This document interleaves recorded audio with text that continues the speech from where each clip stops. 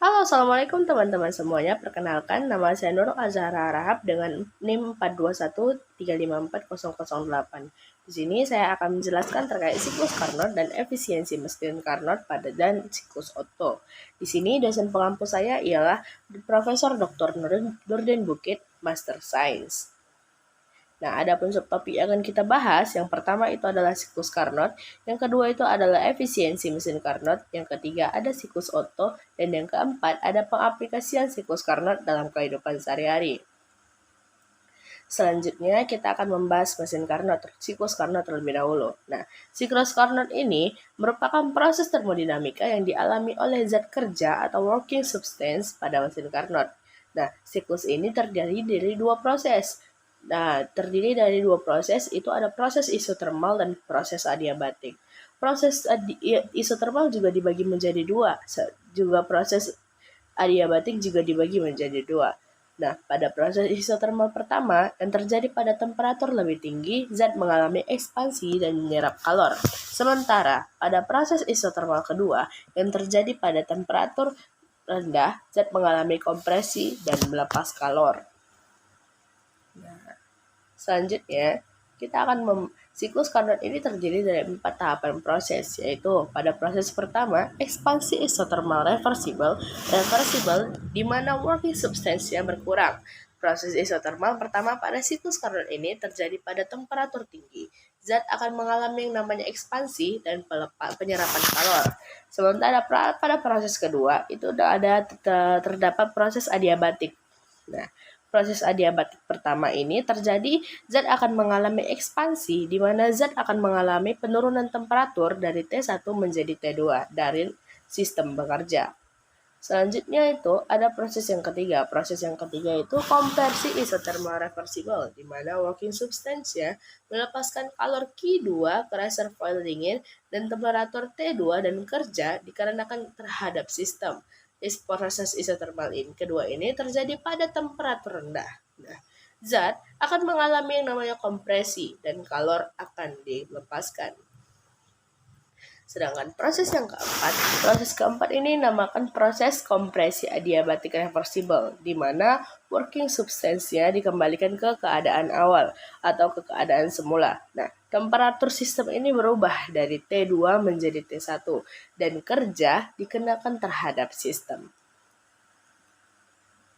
Di sini dibuat catatan. Siklus Carnot ini terdiri dari dua proses adiabatik dan dua proses isotermik pada T1 dan T2 lebih kecil daripada T1.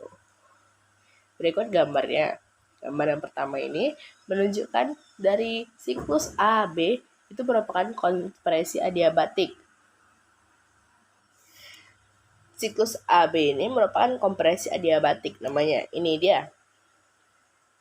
Nah, AB itu namanya kompresi adiabatik. Nah, di sini suhu akan naik dari T2 menjadi T1. Jika gas ideal yang dipakai memiliki kapasitas kalor tetap, maka berlaku T1 per T2 sama dengan VA pangkat I-1 itu persamaan pertama. Selanjutnya, yang ada yang namanya B menuju C, itu dinamakan ekspansi isotermik. Nah, pada proses ini sistem menyerap kalor dari RK bersuhu T1. Maka dirumuskan sebagai integral dari fungsi dQ1, integral dari B menuju C sama dengan CV dt tambah P dV sama dengan nRT 1 integral dari dV per V menuju B ke C. Nah, Q1-nya itu didapatkan nRT 1 ln VC per VD. Itu merupakan persamaan yang kedua. Selanjutnya, ada yang namanya siklus C sampai D. Siklus C menuju D ini merupakan ekspansi adiabatik. Ketika suhu turun dari T1 menjadi T2, maka berlaku T1 per T2 sama dengan VD per VC. Ini merupakan persamaan yang ketiga. Nah, yang keempat itu ada D menuju A. Itu dinamakan kompresi isotermik. Sistem akan menyearahkan kalor nilai mutlak dari Q2 secara reversibel pada RK yang bersuhu T2. Nah,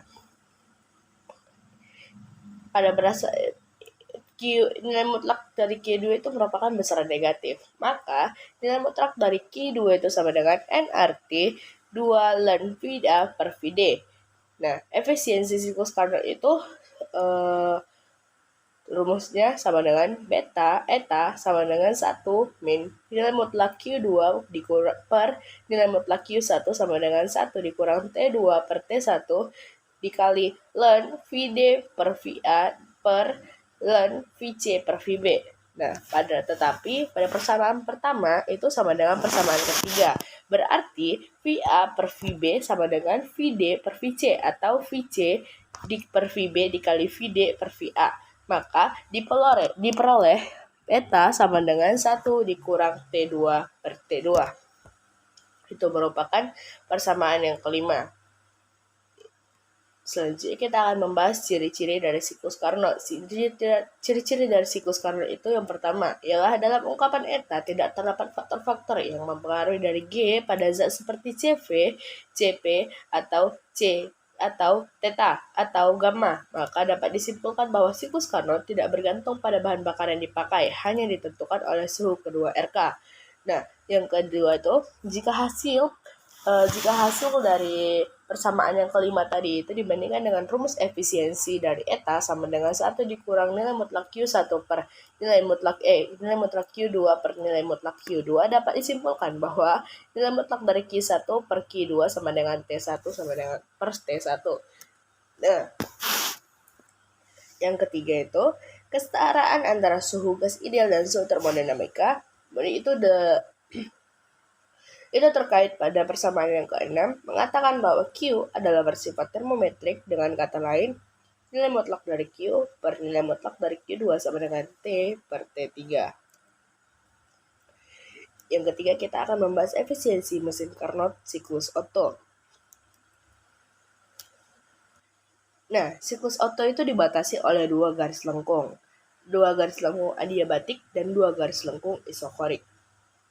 Dimulai dari titik A, maka kurva A menuju B dan C menuju D masing-masing adalah kurva pemampatan dan pengembangan adiabatik.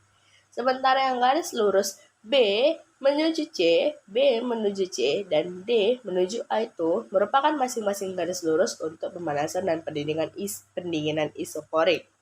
Ini dinamakan siklus Otto. Pada mesin diesel dibatasi oleh 2 garis lengkung adiabatik dan 1 garis lurus isobarik serta 1 garis lurus isokorik.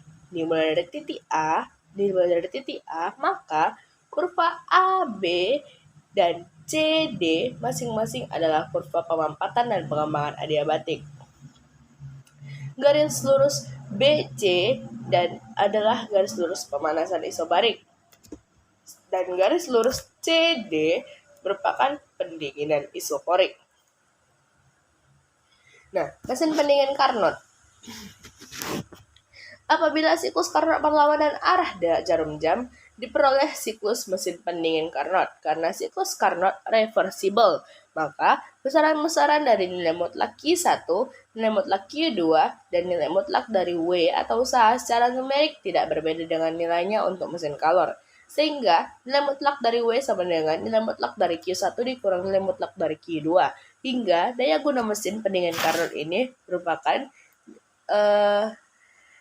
eta sama dengan nilai mutlak dari Q2 per nilai mutlak dari W1 sama dengan nilai mutlak dari Q2 per nilai mutlak dari Q1 dikurang nilai mutlak dari Q2.